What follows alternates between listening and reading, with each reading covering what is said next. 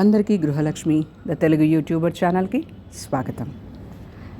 నేపాల్ యాత్రలో భాగంగా మేము చిత్వాన్ ఒక రిసార్ట్లో ఉన్నామని చెప్పాం కదా, ఘోర్కా ప్యామ్లెట్ రిసార్ట్. సో ఇది మార్నింగ్ వ్యూ అనమాట. అండ్ మీకు నైట్ వ్యూ లాస్ట్ వీడియోలో చూపించాను.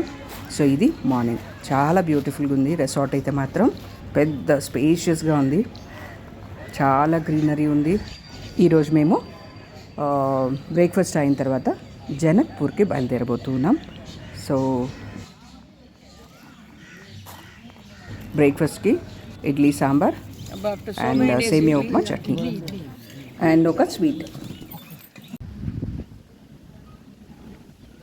సో అదనమాట, బ్రేక్ఫాస్ట్ అయిపోయింది. సో బయలుదేరేసాం. ఆన్ ద వే వెళ్తూ ఇక్కడ ఏదో ఒక టెంపుల్ లాగా ఉంటే అక్కడ ఆగి ఆ టెంపుల్ ప్రాంగణంలో భోజనం చేసాం.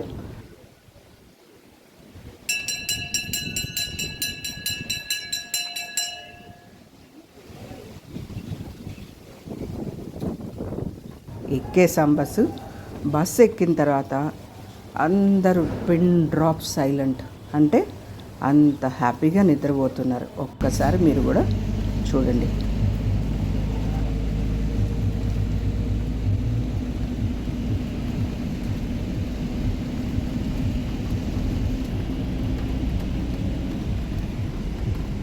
సో చూస్తున్నారు కదా ఎలా నిద్రపోతున్నారు. సో బాగా నిద్రపోతున్నారు. సో అలా ట్రావెల్ చేసి జనక్పూర్కి వచ్చేసాం. బస్సులో వచ్చేటప్పుడే నాకు ఇట్లా ఒక ధనుష్ కనిపించింది, భలే బాగుండింది. సో అందుకని లోపల నుంచే వీడియో తీసుకున్నాను. తర్వాత తెలిసింది ఏంటంటే ఇది ధనుష్ గేట్ అంట జనక్పూర్.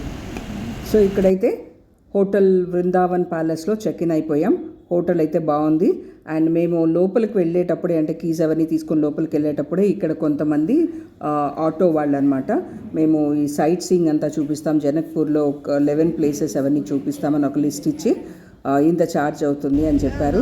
సో వాళ్ళే గైడ్ లాగా అండ్ వాళ్ళే తిప్పి చూపించేటట్టు అనమాట. సో ఇదే అది ఆటోస్లో మేము మాట్లాడుకొని సాయంత్రం వెళ్ళిపోయాం, ఎందుకంటే మన ప్యాలెస్ క్లోజ్ చేసేస్తుంది అన్నారు. సో వాటిల్లో అంటే ఆ సైట్ సీయింగ్లో భాగంగా వీళ్ళు మాకు ఫస్ట్ సంకటమోచన హనుమాన్ మందిర్ చూపించారు. చాలా రష్గా ఉంది, ఆ రోజు హనుమాన్ జయంతి అంట. అండ్ ఇది వచ్చి జనక్పూర్ ప్రవేశ ద్వార్, Ramanand Chowk, Asia's tallest entrance gate అంట. ఈ మందిరం వచ్చి రాములు వారు సీతమ్మ పెళ్ళైన వెంటనే, అంటే పెళ్లి కూతురు పెళ్లి కొడుకుగా ఇక్కడికి వచ్చి స్టే చేసిన ప్లేస్ అంట. సో లోపలికి రండి చూద్దాం. ఇక్కడ సీతమ్మ వారు రాములు వారు చాలా ముచ్చటగా రెడీ అయ్యి కూర్చున్నట్టు అనిపించింది నాకు. So red and gold colour తోటి కిరీటాలు చూడండి ఎంత అందంగా ఉన్నాయో కదా. వాళ్ళ ఫేస్లు కూడా ఎంత క్యూట్గా ఉందో కదా, పాలరాతితో చేస్తున్నారు, చాలా బాగుంది. ఇదంతా కూడా జనక్పూర్ షాపింగ్ అనమాట. ఆ సిటీలో వెళ్తూ ఉంటే మనకు ఆ షాపింగ్ ప్లేసెస్ అన్నీ కనిపిస్తూ ఉంటాయి కదా. సో అది అంటే ఒక ప్లేస్ నుంచి ఇంకో ప్లేస్కి వెళ్ళేటప్పుడు ఇవన్నీ ఉన్నాయి. అండ్ ఇది వచ్చి రంగ్ భూమి మైదాన్, అంటే ఇక్కడ ఈ మైదానంలోనే సీతారాములకు పెళ్ళైన తర్వాత అందరినీ పిలిచి భోజనాలు పెట్టిన ప్లేస్ అంట. ఇప్పటికి కూడా శ్రీరామ కళ్యాణం అప్పుడు అందరినీ పిలిచి ఇక్కడ భోజనాలు అన్నీ కూడా పెడతారంట. సో అంటే అది పబ్లిక్కి. సో ఇంకొక ప్లేస్ చూడడానికి ఇప్పుడు మనం వెళ్తూ ఉన్నాం. సో వెళ్ళే టైంలో ఇదంతా షాపింగే, మొత్తం షాపింగ్ ఉంటుంది. ఇవన్నీ మనం చూసిన ఈ 11 ప్లేసెస్ ఉన్నాయి కదా. సో ఆ 11 ప్లేసెస్ కూడా ఏంటంటే 11 అని చెప్పారు, అంటే పక్కనే ఇంకొక 2-3 టెంపుల్స్ ఉంటాయి కదా, వాటిని కలిపి చెప్పేశారు 11 ప్లేసెస్కి తీసుకెళ్తాము అని. అంటే టెంపుల్స్ చిన్న 2-3 టెంపుల్స్ ఒకే దగ్గర ఉండే కూడా వాళ్ళు క్యాల్కులేట్ చేసుకొని చెప్పారు. సో ఇప్పుడు వెళ్తూ ఉన్నాం కదా, ఇవన్నీ కూడా ఈ ప్యాలెస్కి దగ్గరలోనే ఉంటాయన్నమాట. ప్యాలెస్ తొందరగా క్లోజ్ చేసేస్తారని మమ్మల్ని మధ్యలోనే, అంటే కొన్ని ప్లేసెస్ చూపించి మళ్ళీ ప్యాలెస్ చూపించి మళ్ళీ తిరిగి ఇంకొక కొన్ని ప్లేసెస్ చూపించారు. అండ్ గంగా హారతి టైం కూడా అయిపోతుంది కదా. సో అందుకని వాళ్ళకైతే అన్నీ తెలుసు కాబట్టి కొంచెం మేనేజ్ చేశారు. ఇది వచ్చి మా రాజ్దేవి మందిర్, అంటే జనక మహారాజు వాళ్ళు కులదేవత అనమాట. సో ఈ టెంపుల్లోనే మనం అమ్మవారిని దర్శనం చేసుకోవాలి. ఇది జనక మహారాజు వాళ్ళ కులదేవత టెంపుల్.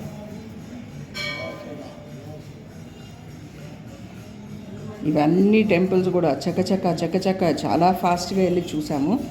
కొద్దిగా టైం మాకు లేట్ అయింది కాబట్టి సో ఇవన్నీ తిరిగి చూసేసాము.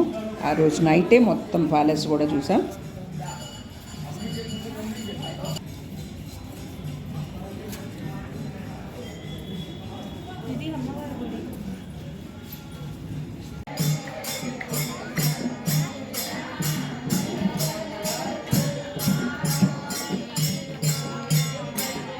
అండ్ ఇదేమో స్వర్గద్వారం.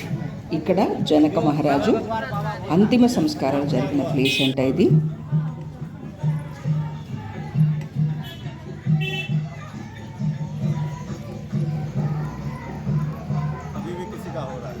ఇది బాబా భూత్నాథ్ మహాదేవ్ టెంపుల్.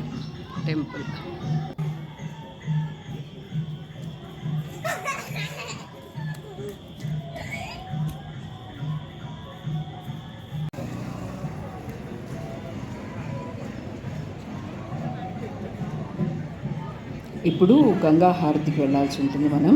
సో ఈ టైమింగ్స్ అన్నీ కూడా ఆటో వాళ్ళకి తెలిసి ఉంటాయి బాగా. సో మమ్మల్ని కొన్ని టెంపుల్స్ చెప్పాను కదా, కొన్ని టెంపుల్స్ చూపించి తర్వాత మళ్ళీ గంగా హారతికి తీసుకెళ్ళారు. సో గంగా హారతికి వెళ్ళేటప్పుడు ఒక ప్రదక్షిణ చేసినట్టు వెళ్ళాం. అంటే ఈ టెంపుల్స్ అన్నీ చూసుకుంటూ కూడా వెళ్ళాం కదా, సో అలా ఒక రౌండ్ తిప్పినట్టు తీసుకెళ్లారు అతను. సో ఇప్పుడు మనం గంగా హారతి దగ్గరికి వెళ్తున్నాం. మా గంగా హారతి ప్రవేశ్ ద్వారం. సో ఇక్కడి నుంచి లోపలికి వెళ్తే గంగా హారతి చూడొచ్చు. సో మేము వెళ్ళేటప్పటికనే కొద్దిగా స్టార్ట్ అయింది. సో మేము వెళ్ళి సెటిల్ అయిపోయి కూర్చున్నాం. సో కంప్లీట్ గంగా హారతి వరకు ఎండ్ వరకు ఉండి అమ్మవారికి ఎలాగ హారతి ఇస్తారో అన్నీ చూసుకొని ప్రసాదం తీసుకొని వచ్చాం. గంగా హారతి మాత్రం చాలా బాగుంది. కాశీలో ఉండేదైతే ఇంకా బాగుంటుందంట. ఇక్కడైతే నేను ఎప్పుడూ చూడలేదు. సో ఇది చూసాను, ఇది నాకు బాగా నచ్చింది.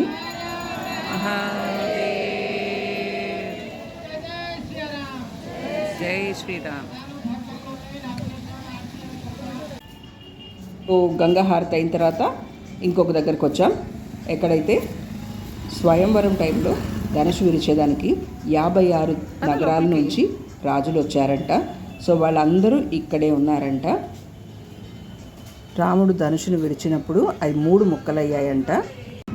ఒకటి వచ్చి ఇప్పుడు ఇతను నుంచో ఉన్న ఆపోజిట్లోనే ఒక చిన్న కొలను ఉంది అక్కడనమాట, అది ధనుష్ కుండ్ అంటారు. తర్వాత ధనుష్ కోడిలో ఒక ముక్క పడిందంట. ఇంకొకటి వచ్చి ధంసాధామ్ అనే ప్లేస్లో పడిందంట. ఆ ధంసాధామ్ అనే ప్లేస్ ఇక్కడ నుంచి ఒక 25 కిలోమీటర్స్ ఉంటుందంట. సో అక్కడ కూడా ఒక చిన్న కొలను లాంటిదే ఉంటుందంట. వెళ్ళాలి అనుకున్న వాళ్ళు అక్కడ దర్శనం చేసుకోవచ్చు. బట్ మేము అక్కడికి వెళ్ళలేకపోయాము.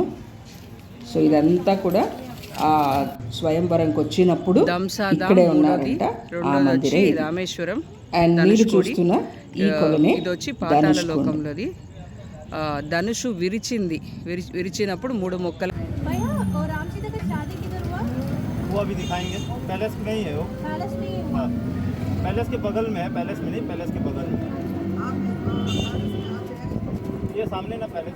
ఈ లెఫ్ట్ లోనే ఉంది.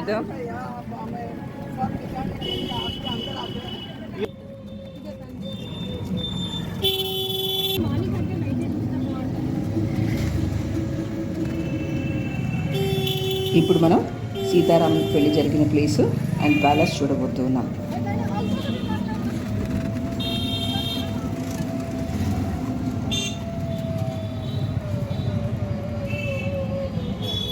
సో ఇదే అన్నదమ్ములు నలుగురికి, రాముడు, లక్ష్మణుడు, భరతుడు, శత్రుఘ్నుడికి కళ్యాణం జరిగిన ప్లేస్ అంట. సీతారాముల వారి కళ్యాణం జరిగింది ఇక్కడే.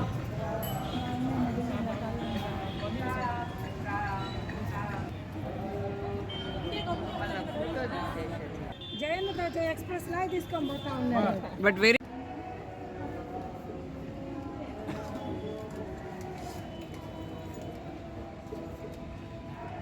ఈ కళ్యాణ మండపం నుంచి మనకి ప్యాలెస్ కనిపిస్తుంది.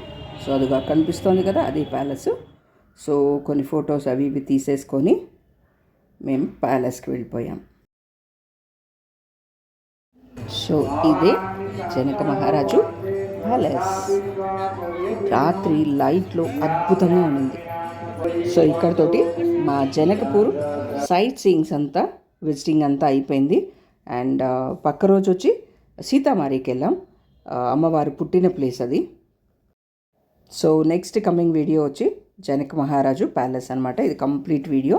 అండ్ ఈ వీడియో నచ్చితే తప్పకుండా లైక్ చేయండి, షేర్ చేయండి అండ్ ఛానల్ని సబ్స్క్రైబ్ చేయండి.